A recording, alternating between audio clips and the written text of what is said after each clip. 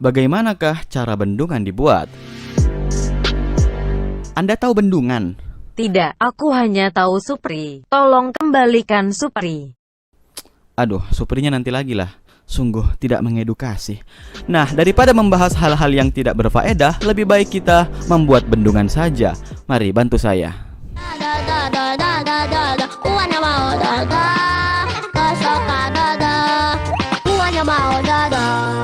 Dodo memberi yang terbaik.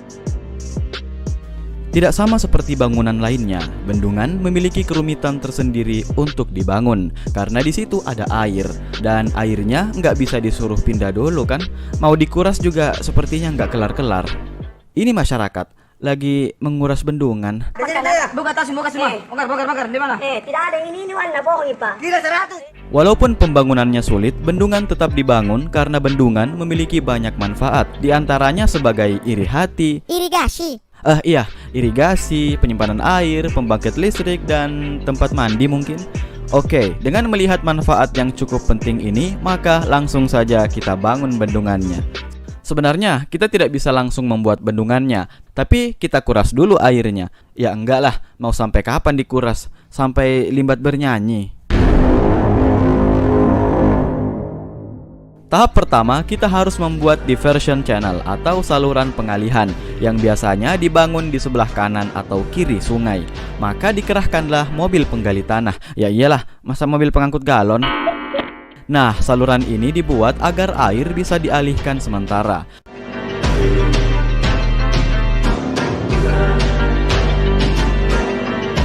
Setelah air sungai dialihkan, lokasi bendungan dapat dikeringkan melalui proses dewatering. Setelah kering kerontang, Setelah kering kerontang, pekerjaan bendungan ini dilanjutkan dengan menggali tanah menggunakan mobil pengangkut galon. Yah, terserahlah. Selanjutnya, hasil galian ini akan dipindahkan ke disposal area. Pemindahan material ini diangkut menggunakan dump truck. Hal ini dilakukan untuk stok sebagai material timbunan. Untuk penggaliannya sendiri banyak alat dikerahkan, diantaranya eskavator, traktor, eskalator. Kalau perlu kita pinjam dulu palu-palunya Thor.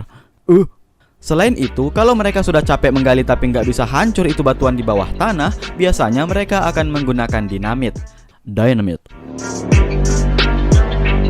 Nah, setelah galian selesai dibuat, selanjutnya adalah proses pembangunan fondasi beton bendungan. Namun sebelum hal tersebut dilakukan, kita finishing dulu permukaan batuan yang bertujuan untuk membersihkan semua loss material. Kemudian barulah dilanjutkan dengan menutup permukaan dengan splash grouting. Yah, pura-pura paham saja. Biar saya berikan tahu, splash grouting adalah proses mencampurkan semen, pasir, dan air, kemudian akan disiramkan ke permukaan batuan. Beton pondasi ini harus benar-benar kuat, karena dia akan menopang tekanan air yang begitu besar. Biasanya, pondasi beton ini akan diuji dan dites menggunakan alat hardness tester. Setelah lulus tes dengan nilai sempurna, pembangunan pun dilanjutkan. Permukaan bendungan akan dilapisi dengan steel fibre concrete de semente. Gunanya untuk mencegah gesekan dengan air sungai, batuan, ranting, dan berbagai material lainnya yang mungkin ada di sungai. Seperti pisang molen misalnya. Dengan sangat teliti, beton-beton pun dicetak. Bayangkan berapa banyak konkrete yang dia pakai. Bayangkan lagi, struktur sebesar ini isinya beton semua. Wow, sungguh memakan biaya sekali ya. Untuk biaya pembangunan bendungan itu sendiri, ya tergantung seberapa sulit dan seberapa besar bendungan yang akan dibangun. Yang jelas gambaran biaya itu sudah masuk kisaran ratusan miliar rupiah.